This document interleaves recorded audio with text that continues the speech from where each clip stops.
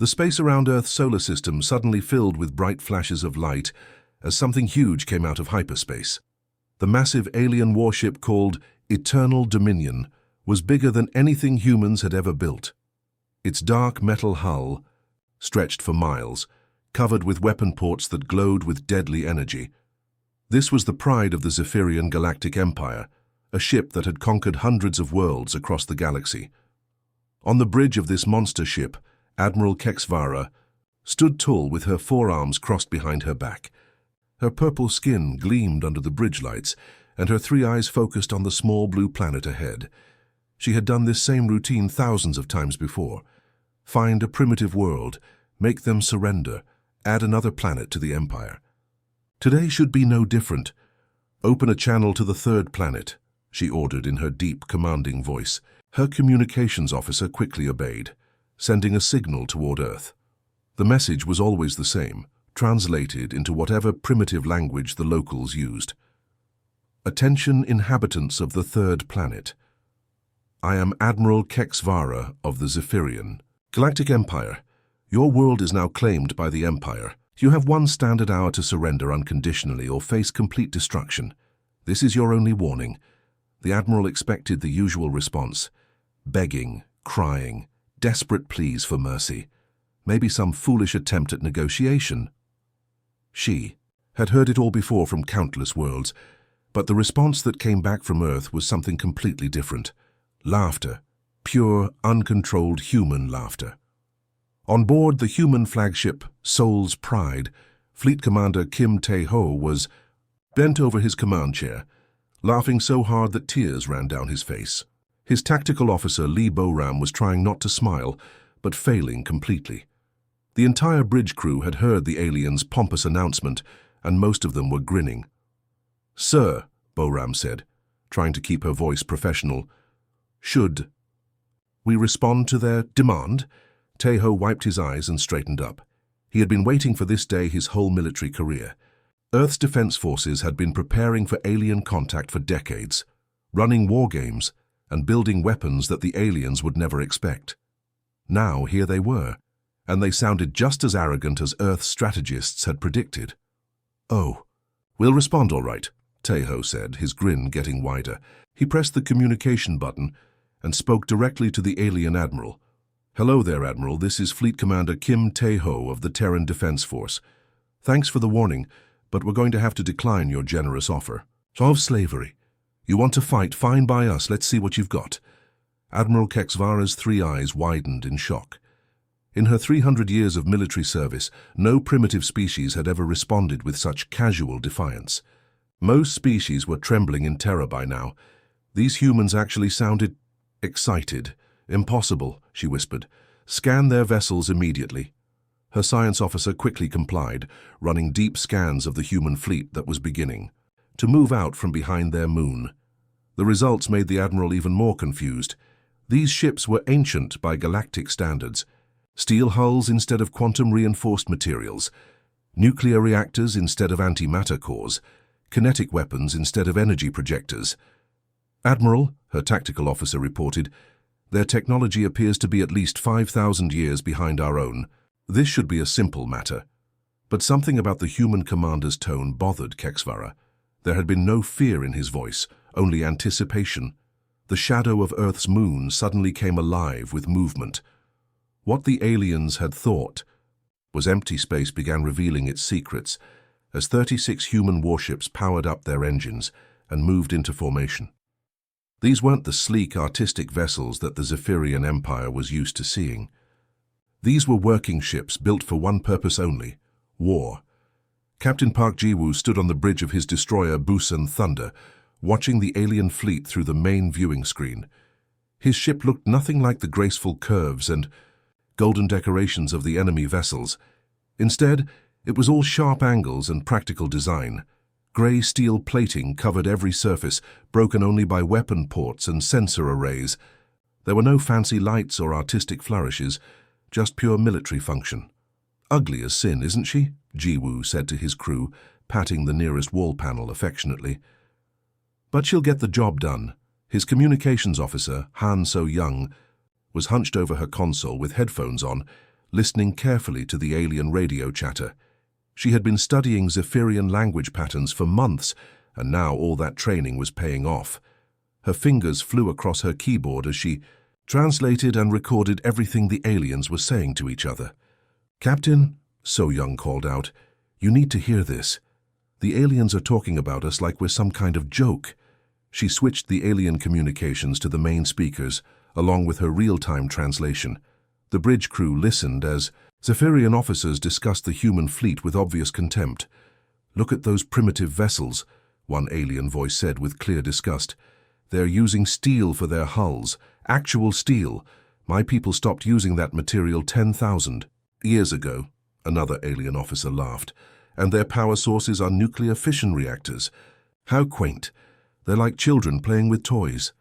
"I'm reading kinetic projectile weapons," a third voice added. "No energy weapons at all. No plasma cannons, no particle beams, nothing advanced. This will be over in minutes." Captain Jiwoo smiled as he listened to their arrogant chatter. He walked over to his weapons officer, Lieutenant Choi Min-soo, who was running final checks on their main guns. "Min-soo, what do you think about their assessment of our weapons?" Jiwoo asked. The young lieutenant grinned back at his captain. "Sir, I think they're about to learn why humans never stopped improving kinetic weapons, while everyone else moved on to fancy energy beams." Across the human fleet, similar conversations were taking place. On the heavy cruiser Daegu Hammer, Captain Oh Yunji was reviewing targeting data with her tactical team. Her ship carried the largest railguns in the human fleet, massive electromagnetic cannons that could accelerate projectiles to incredible speeds. "They think we're primitive," she told her crew.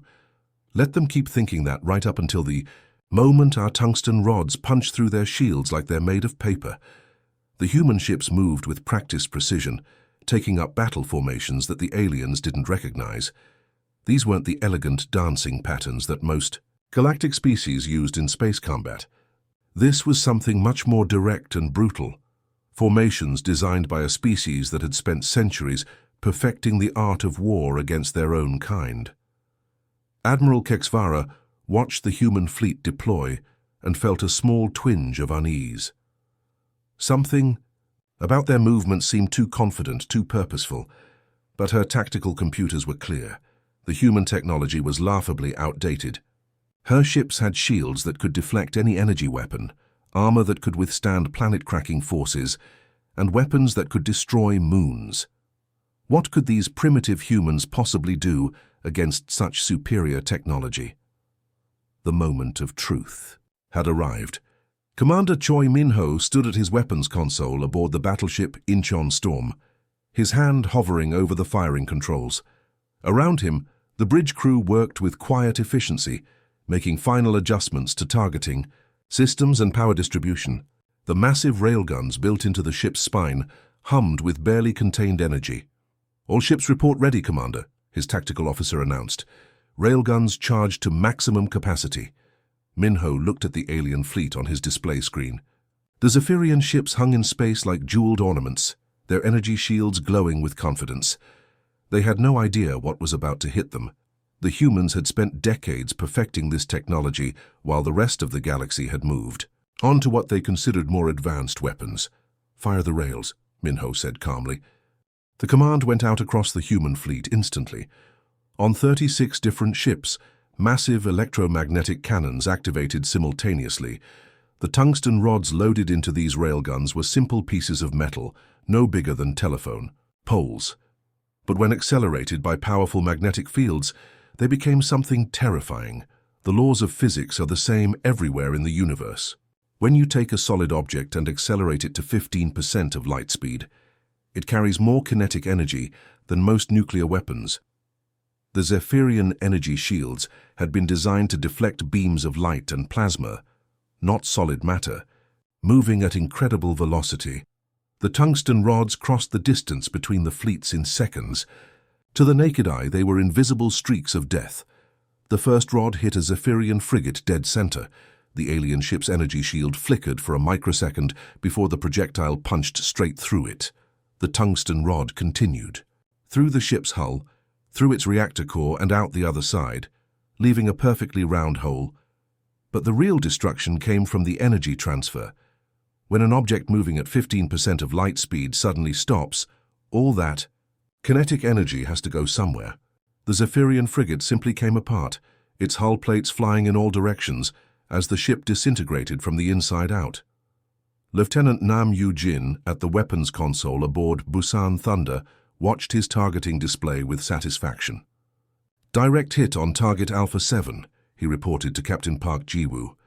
"Target is completely destroyed. 2 more tungsten rods found their marks. Another frigate and a destroyer vanished in brilliant flashes of light as their hulls were torn apart by forces they had never been designed to withstand. The beautiful ornate ships of the Zephyrian Empire proved to be no match for simple physics applied with human ingenuity." Captain Oh Yun-ji aboard the heavy cruiser. Daegu Hammer was already selecting her next targets. Her ship carried the largest railguns in the fleet, weapons that could punch through an asteroid.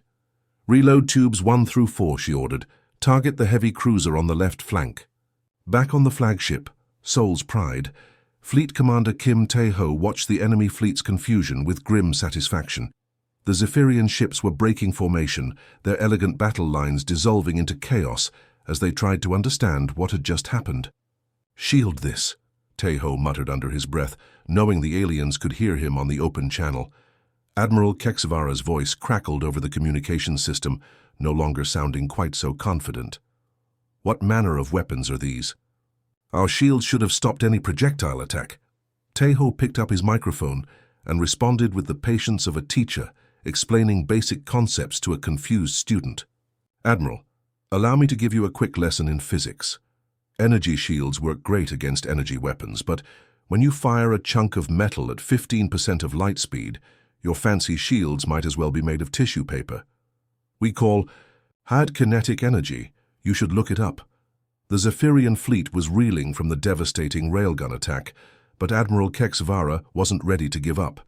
She had one more card to play, her elite fighter squadrons. These weren't just pilots.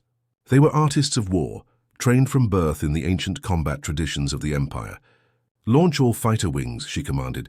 "Show these primitives how real warriors fight." From the belly of the massive alien ships, hundreds of sleek fighters emerged like silver butterflies. Each craft was a masterpiece of engineering and art, with flowing curves and graceful wings that glowed with internal light. The Zephyrian pilots inside wore ceremonial armor and flew according to combat doctrines that were thousands of years old, elegant, honorable and beautiful to watch. The fighters moved in perfect formations, executing complex maneuvers that looked more like a dance than a battle. Each pilot was a master of individual combat, trained to duel with other skilled opponents in single combat. They approached the human fleet expecting to find similar fighters to engage in glorious battle. Instead, they found something completely different. Captain Yoon Jae-sung stood in the launch bay of his carrier, Incheon Storm, watching thousands of small objects being loaded into launch tubes. These weren't fighters in any traditional sense. They were drones, crude, ugly, and completely expendable machines that looked more like flying toolboxes than combat craft. "Engineer Shin, are your mechanical children ready for their first day of school?" Jae-sung asked with a grin. "Engineer." Shin Hee-won looked up from her control panel, her face smudged with grease and her hands dirty from last-minute adjustments. She had designed these drones with one simple philosophy: quantity over quality.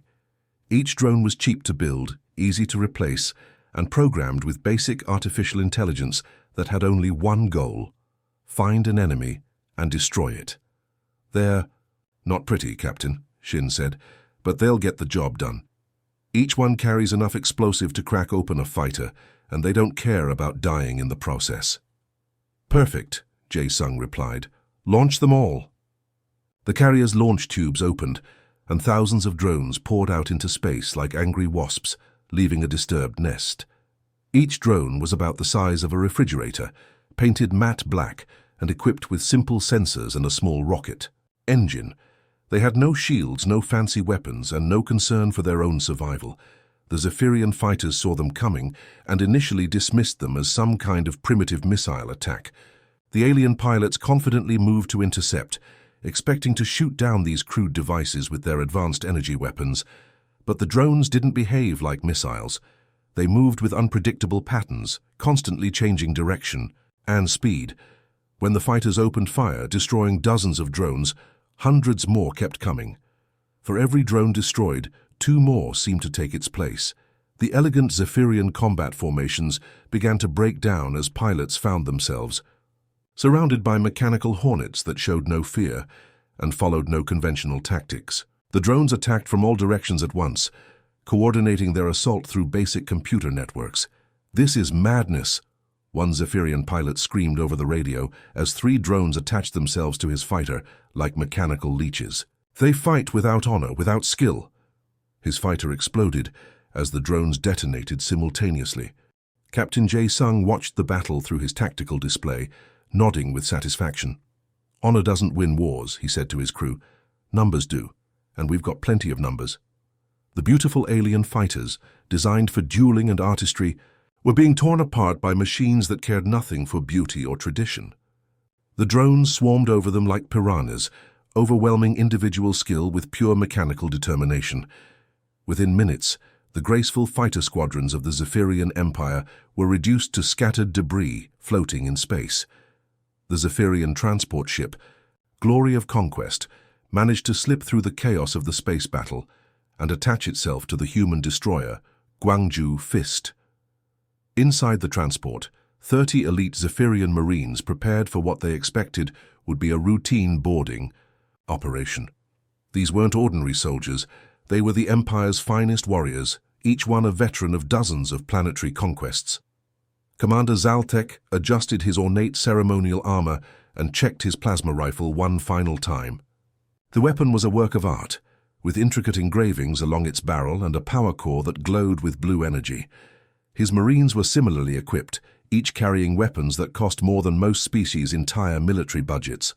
"Remember, warriors," Zaltek announced to his troops, "we are here to capture this vessel intact. These humans are primitives who have never faced true Zephyrian combat prowess. Show them mercy when they surrender, as befits our honor." The Marines nodded confidently. They had boarded thousands of ships across the galaxy, and it was always the same story. Primitive species with crude weapons and no real military training would panic at the sight of Zephyrian warriors and surrender immediately. The cutting laser finished its work, and a section of the human ship's hull fell away.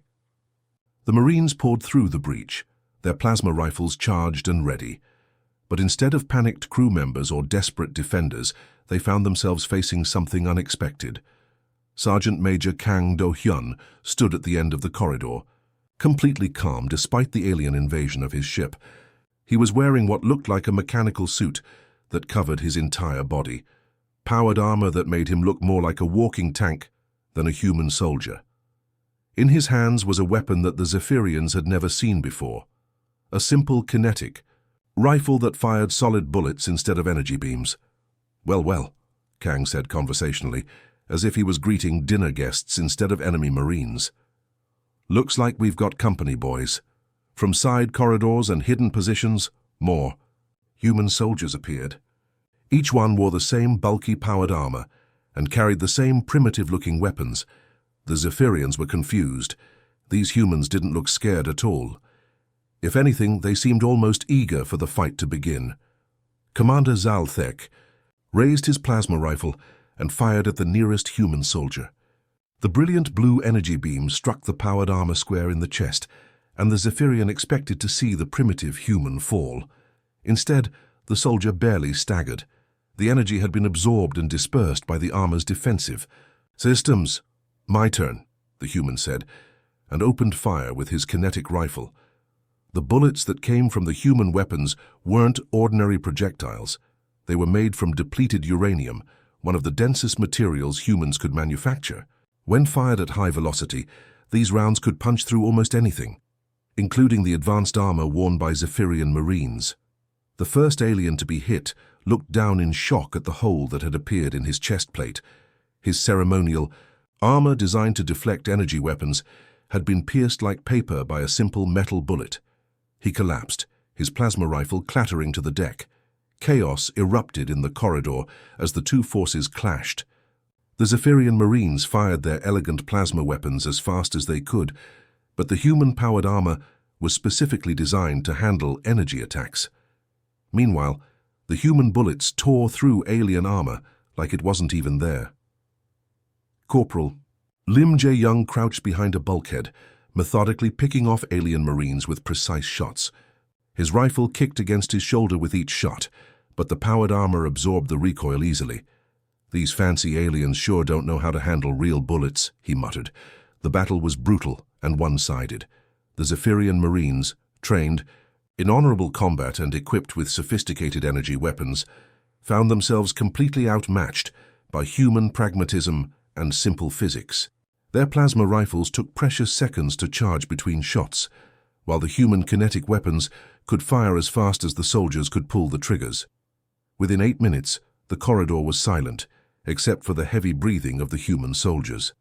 30 elite Zephyrian Marines lay defeated, their beautiful weapons and ceremonial armor proving useless against humanity's approach to warfare. Sergeant Major Kang Do-hyun keyed his radio. "Bridge, this is Kang. Boarding party has been eliminated. All hostiles down. Request cleanup crew to Corridor 7. Admiral Keksivara stood on the bridge of her flagship Eternal Dominion, staring in disbelief at the tactical display. Half of her fleet was gone. Not damaged, not disabled, completely destroyed. Ships that had conquered entire star systems were now nothing but floating debris. The humans had torn through her forces like they were made of paper.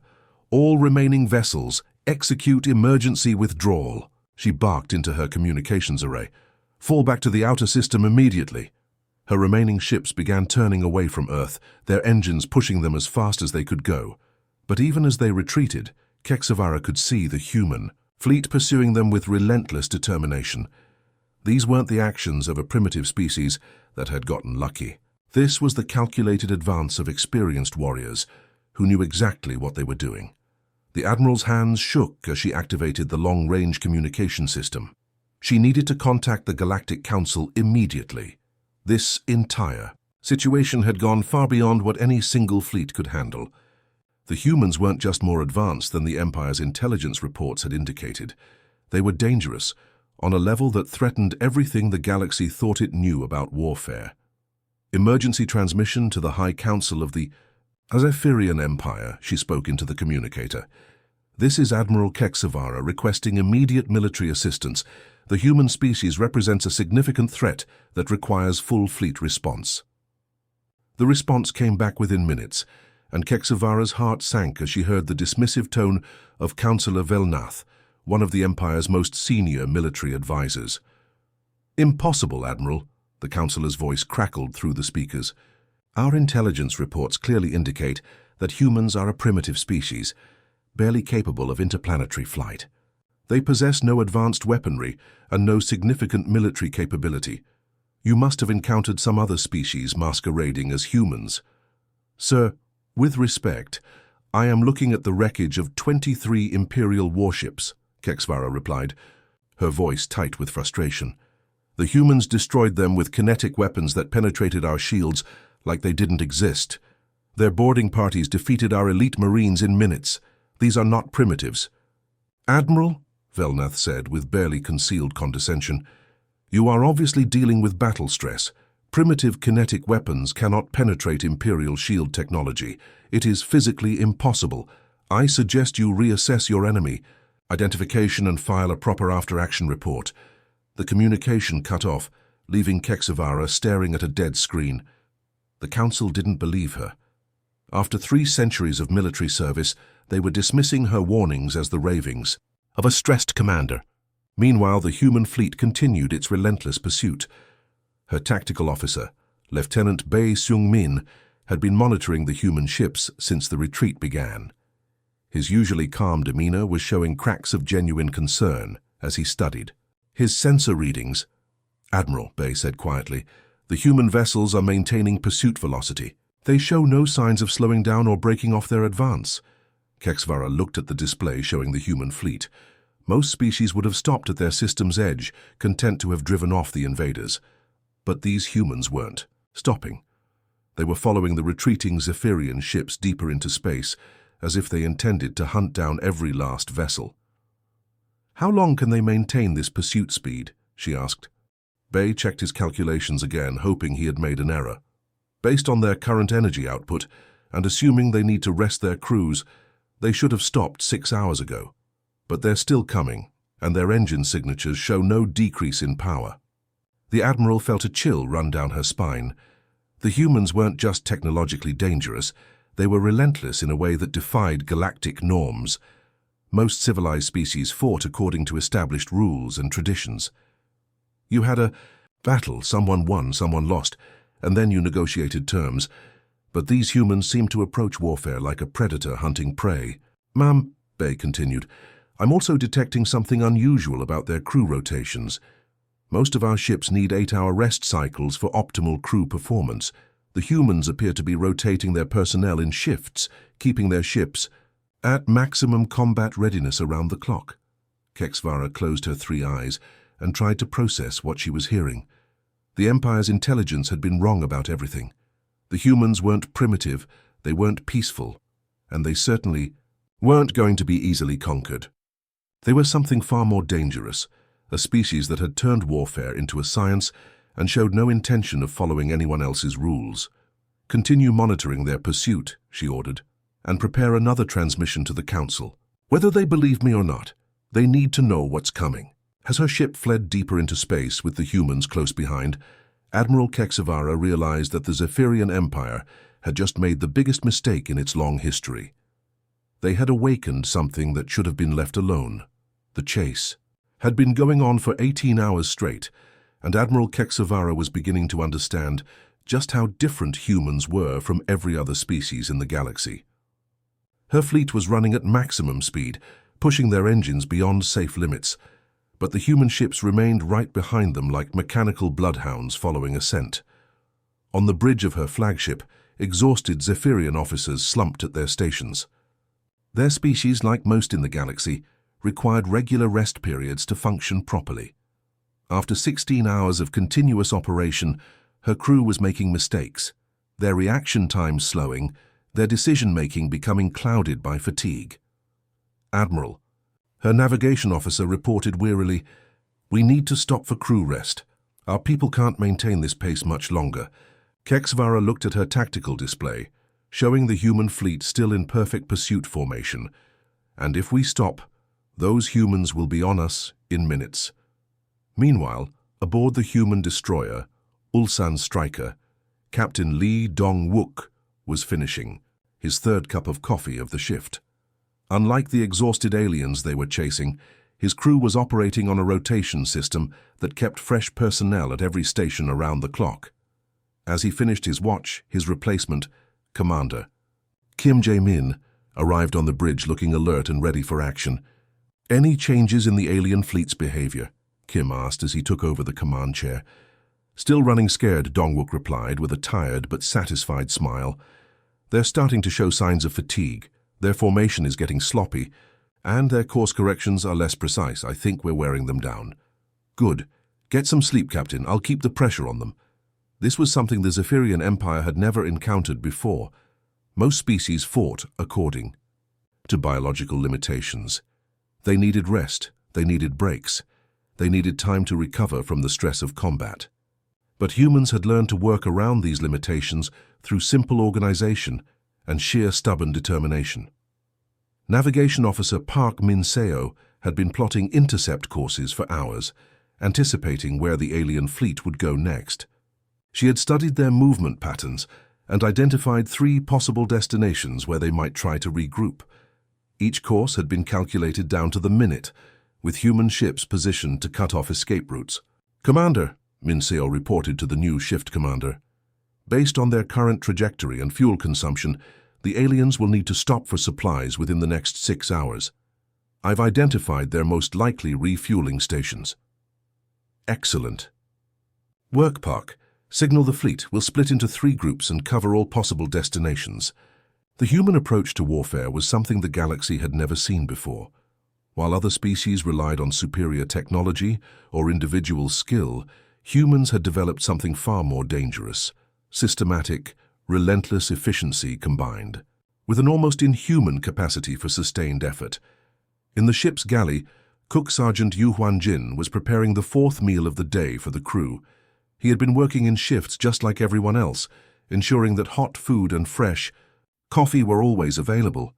"Can't fight on an empty stomach," he muttered as he loaded another batch of rice into the cooker. The human ships ran like clockwork. While one shift slept, another worked. While some crew members ate, others stood watch. The vessels maintained full combat readiness 24 hours a day, something that would have been impossible for most species, but seemed natural to humans. Back on the Zephyrian flagship, Admiral Kexavara was facing a crisis. Her crew was exhausted, her ships were running low on fuel, and the humans showed no signs of giving up the chase. She had tried everything: sudden course changes, splitting her fleet, even doubling back toward Earth. But the humans had anticipated every move. "Ma'am," her tactical officer reported, "the humans are broadcasting a message." The communication came through clearly, spoken in perfect Zephyrian by a human translator. "Attention, Zephyrian fleet. This is Commander Kim Jae-min of the Terran Defense Force. You are tired, you are running low on supplies, and you are far from home. We can keep this up for weeks if necessary. Surrender now, and we guarantee fair treatment according to galactic law." Admiral Kexavara stared at the message display in disbelief.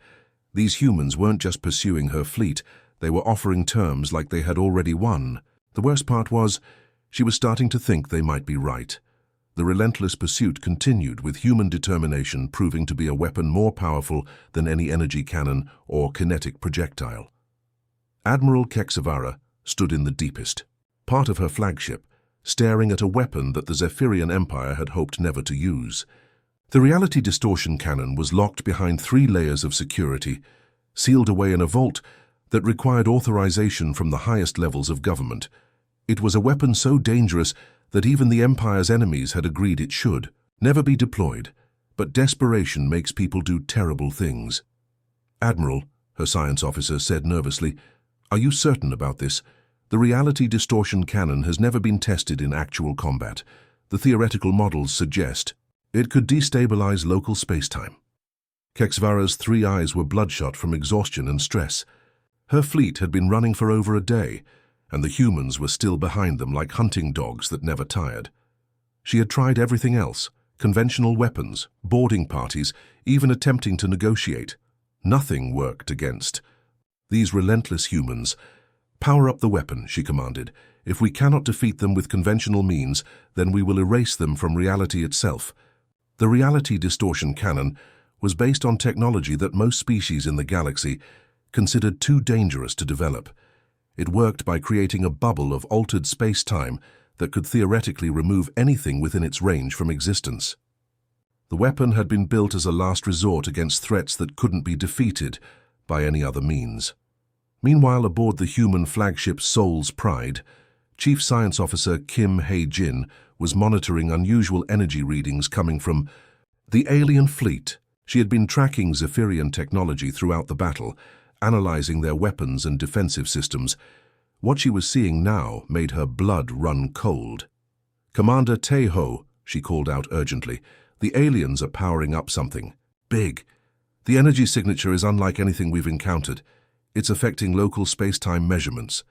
Fleet Commander Kim Tae-ho walked over to her station, his expression serious. "What kind of weapon are we looking at?" "Based on the readings, it appears to be some kind of reality-warping device," Hae-jin replied, her fingers flying across her control panel. "If I'm right, they're planning to try to erase our fleet from existence entirely." Most commanders would have panicked at this news. But Tae-ho had been preparing for this possibility. Human scientists had theorized about such weapons for decades, and they had developed countermeasures just in case they ever encountered them. "Deploy the chaff clouds," he ordered. "Full-spectrum reflective particles, maximum density." Kim Hae-jin smiled grimly as she activated the countermeasure systems. Human ships carried clouds of specially designed particles that could reflect and redirect various forms of exotic energy. The particles were made from materials that could bend space-time effects back on themselves, turning reality-warping weapons into weapons of self-destruction. "Chaff clouds deployed," she reported. "All human vessels are now surrounded by reflective particle barriers. Admiral Kexavara didn't know about the human countermeasures as she gave the final firing command. The reality distortion cannon activated with a sound like the universe itself screaming. A wave of twisted space-time erupted from the weapon, racing toward the human fleet at faster-than-light speed. But instead of erasing the human ships from existence, the reality-warping energy hit the chaff clouds and bounced back like light hitting a mirror. The exotic energy reversed direction and slammed back into the Zephyrian flagship with twice its original force. The Eternal Dominion was instantly crippled as reality itself twisted around the ship. Bulkheads bent into impossible shapes, corridors turned inside out, and entire sections of the vessel folded in on themselves. The proud flagship of the Zephyrian Empire became a twisted wreck floating in space, its crew barely alive inside compartments that no longer followed normal laws of physics. Admiral Kexavara found herself trapped on a bridge where up and down had lost all meaning. Her tactical displays showed readings that made no sense, and her communications equipment was broadcasting signals to dimensions that didn't exist. Through the chaos, she heard a human voice on the emergency frequencies. Commander Taiho's transmission was calm and almost sympathetic, like a teacher explaining a simple mistake to a confused student. Admiral Kexavara, this is Commander Taiho. I hope you and your crew are still alive over there. We've been expecting someone to try a reality weapon eventually, so we came prepared. Here's some free advice. Next time you want to fight humans, you should probably bring better weapons and maybe do some research first. The transmission ended, leaving Admiral Kexavara floating in her twisted command center, finally understanding that her empire had made a terrible mistake. They hadn't just underestimated human technology, they had underestimated human intelligence, preparation, and sheer bloody-minded determination to survive. The Great Hall of the Galactic Council had never been so quiet. Representatives from hundreds of species sat in stunned silence as Admiral Kexavara finished her report. The proud Zephyrian officer stood at the center of the circular chamber, her once pristine uniform now bearing the scars of her encounter with humanity. Her career was over, her reputation destroyed, but she had insisted on delivering this warning. Personally, let me be absolutely clear, Kexavara said, her voice echoing in the vast space. The humans did not defeat us with superior technology. Their ships were primitive by our standards. Steel hulls, nuclear reactors, kinetic weapons that our ancestors used thousands of years ago. But they used these simple tools in ways we never imagined. Councillor Velnath, the same official who had dismissed her earlier calls for help, shifted uncomfortably in his hovering chair. Admiral, surely you're exaggerating. How could primitive kinetic weapons penetrate Imperial shields? Because we designed our shields to stop energy weapons, Kexavara replied bitterly. The humans accelerated simple metal rods to 15% of light speed. When something that fast hits your shield, physics doesn't care how advanced your technology is. The shield fails, the ship dies. Around the chamber, alien representatives whispered among themselves. The Crystalline Collective's spokesperson, a being made of living gems, spoke up with a voice like wind chimes. What concerns us most is their apparent disregard for established combat doctrine. You mentioned they used expendable drone swarms? Thousands of them, Kexavara confirmed. Crude machines with no individual value, designed only to overwhelm and destroy. Our fighter pilots were trained in honorable single combat. They had no defense against such tactics. The Aquatic Federation's representative, speaking through a water-filled breathing apparatus, added their concern. And their boarding parties used solid projectile weapons against energy-based defenses. Depleted uranium rounds fired from kinetic rifles, the Admiral said. Our ceremonial armor was designed to deflect plasma and laser weapons. Against simple bullets moving at high velocity, it might as well have been made of paper. But what truly terrified the Council wasn't the human weapons, it was their mentality. Kexavara described how the humans had pursued her fleet for over a day without rest, rotating their crews in shifts, while her own people collapsed from exhaustion.